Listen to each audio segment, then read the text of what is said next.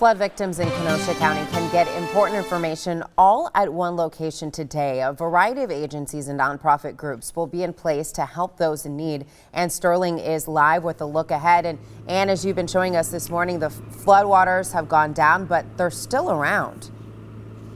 Yeah, take a look behind me, Elise. This is 6th Street right here. You can see floodwater still covering this road right here. And if you take a look over here, there are 2 houses and 2 garages, and you see both garages are still surrounded by that floodwater. So help is now here for folks affected by all this flooding in Kenosha County. It's a one-stop shop. It starts today at noon. It will run until 8 o'clock.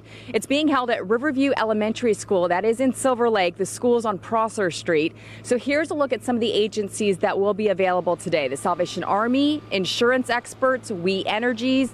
The Red Cross will also provide health and mental health volunteers.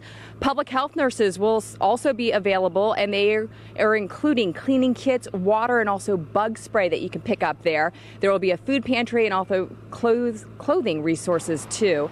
Also want to let you know that staff from Riverview will also be on hand today. This is for parents who are thinking ahead right now, thinking about when school is going to be starting, and if they need any school supplies, that will be available for those students as well. Reporting live in Silver Lake, Ann Sterling, today's TMJ4. Okay.